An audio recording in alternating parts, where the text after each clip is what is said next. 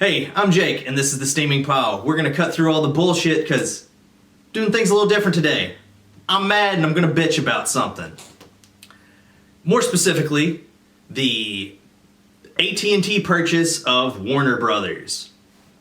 Now, why would I give a fuck about a large corporate merger besides the encroaching mega corporation that seems to be coming to rule us all? Well, because Warner Brothers owns DC Comics. And rumor has it that AT&T is considering shutting down the publishing of DC Comics. But of course, the dickheads are going to sit there and try to capitalize on t-shirts, cartoons, and movies and other forms of media, but get rid of the source material that they're going to have to mine for content. Let's move back a little bit though. AT&T, I believe, spent close to $85 billion purchasing Warner Brothers, possibly more, but I think they're $85 billion in debt. And I can think of a shitload of things that they could have done with $85 billion fucking dollars besides sexually assault Superman who's crying in the corner with a kryptonite dildo. So, what they could have done is fix their shitty towers, improve their service, improve their customer service. Because I don't know about you, I'm a former AT&T customer. Wish I had them now so I could fucking drop them at the prospect of them canceling DC Comics. But every time I've dealt with AT&T customer service, I've wanted to put a bullet in my fucking skull. And I tell you what, here's another thing they could have done with the $85 billion. Streamline the service at their AT&T stores. If you've ever been there, and I live in a pretty small town, but anytime you're in an AT&T store in this town, it takes about 3 fucking hours before anybody comes to help you whatsoever. And then on top of that, it takes about another half an hour to 2 hours to get your problem fixed, or buy a new fucking cell phone, or even sign up for a plan. Which, hey, maybe you wouldn't be in dire financial fucking straits if you could get customers going pretty fucking quick. So anyway, besides being a bungling, moronic fucking company, everybody switch to any of their competitors if they cancel DC Comics, please.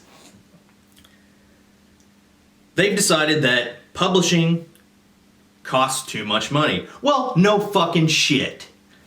It's no secret that magazines are going the way of the dinosaur, and that comics themselves are losing money. And a big part of that has to do with the cost of comics. Let me offer AT&T some unsolicited advice. You want to increase readership? Here's how you do it. You sit there, you've obviously got the money to burn, I know you're in debt now, but it couldn't be that hard to buy a fucking hemp farm. And then, you know what you can do? You can start printing your comics on hemp paper, which would be vastly cheaper. And maybe you could even use vegetable ink. And here's the thing about that. That's green. That's in vogue nowadays. Can you imagine the self-congratulatory reach around you could do if you were printing green comics? Hell, you all own Swamp Thing now. You could put him on the cover of everything. Swamp Thing approved, green comics. You could say you're saving the world and blah, blah, blah, blah, blah. Also, you could reduce the cost of fucking production. This isn't going to fix all your woes. And hell, you don't even have to half the price. You don't even have to half the price of comics and bring them back down to $2 a pop. You can make them $3. People like me would be ecstatic. And guess what? If you go down to $2, you're going to pull people away from Marvel Comics. You're going to pull people away from Dynamite Comics and other comic book companies. They're going to become more loyal readers, especially if they're $2 a pop. Hell, I'd start buying twice the comics that I buy, and other fucktards like me would. That's increase in profit right there. But also what you could do is, I don't know, try to attract some new readers. You could do this with the tie-ins you're so concerned with keeping. Like, I don't know, maybe when somebody buys a comic book movie or a copy of the shitty Justice League movie, you give them a code for digital comics. I know you've been doing shit like that, but let's be honest. Not many of us like digital comics, if you're like me at least. So maybe like they used to do with the Batman Begins movie and some other comic book movies. Put a little insert in there of some reprinted old comics. Get people interested. Before your movies, have a little trailer for your comic books or comic book events. Tell people where they can go to purchase comic books. Try to get back into drugstores even, instead of just the hobby game shops, which seem to intimidate certain older boomer parents. Perhaps try to get them, like I said, back into drugstores and places like that, where kids from the 70s and 80s first discovered a lot of these characters. You know, while their mom is filling out a prescription, some kid's grabbing an issue of Batman or an issue of the Green Arrow or Superman or Ambush Bug. No, not Ambush Bug, but I like Ambush Bug. Now anyway, this isn't just a fix for DC Comics. Marvel Comics could do the same thing. Fuck, Disney owns you. You can't tell me they don't have the money for a hemp farm. But here's another issue with all that. If you, back to AT&T that is, if you cut out the comic book industry, which or the comic books line, or part of your business, we know that it's been losing money. Now, these studios and these larger parent companies of Marvel and DC have been keeping around the comic books to mine for story for their other forms of media. Are you listening, AT&T? The shit you said you want to keep around. If you are to cancel the entire line of comics, eventually you're going to completely stagnate, because you have nothing left to mine. You have nothing to go back to, and you have to rely on the writers who have been ruining your fucking films. Not every DC film in the last 10 years has been shit, but a good proportion of them have been. That's why you're getting your ass kicked by Marvel. And Marvel has its problems too, don't get me wrong, but at least they're smart enough to keep around the comics line. Now, not only this, if you think it's not going to be a problem, just watch what happens to your movie numbers. Your already low movie-going numbers.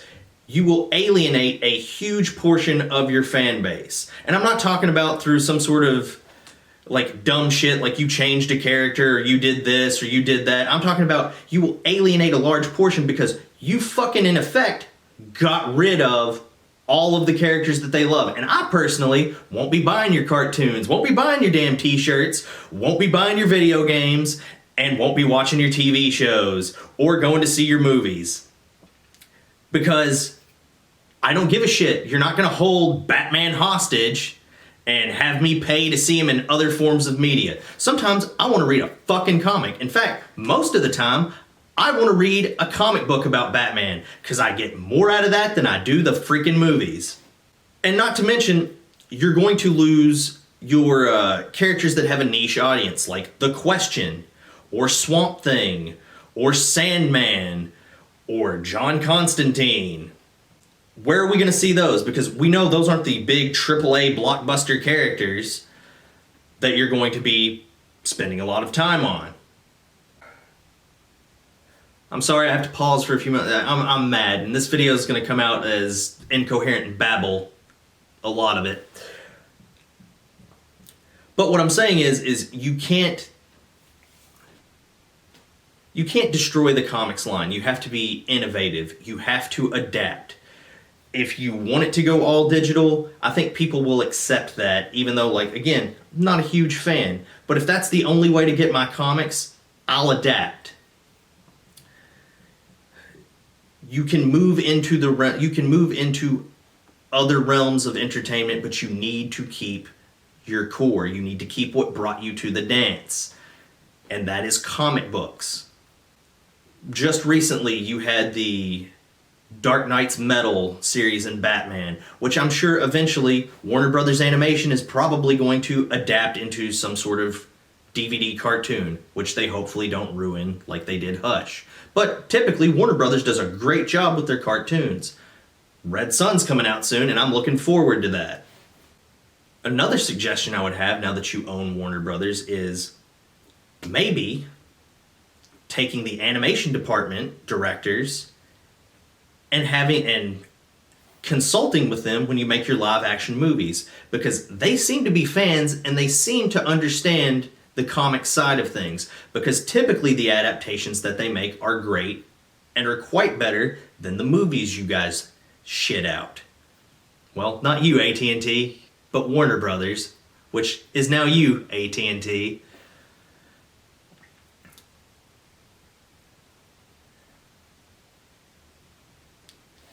Now, again, let's move on a little bit from AT&T and just comics in general. What I said about green comics holds true for the entire industry. Disney, which owns Marvel, could obviously do the same thing, and they could even use a rip-off campaign, because they could use Man-Thing, who technically came before Swamp Thing, but, you know, if DC does that campaign first, it's a rip-off campaign, which is ironic because Man-Thing, or Swamp Thing's a rip-off of Man-Thing, but it'd be funny to see Man-Thing I don't know. It'd be funny to see the original rip-off a rip-off. But anyway, for publishers like Dynamite, Devil's Due, Dark Horse, Top Cow, 2080, and all the others, I'm sure they could make deals with hemp farms and publishing companies and reduce their overall cost. And if you reduce the overall cost of comics and you make them a more viable, more green source of entertainment, you'll not only double down on marks like me who are going to buy more comics because the cost is lowered. You're going to attract new readers. You're going to probably attract a whole new readership of, you know, Birkenstocks wearing hipsters. It's like, oh, look, I'm reading a green comic. And they can be a douche about it. But hey, that's money in your pocket. So what I'm essentially saying, especially to you, AT&T, is don't cut off your nose to spite your face.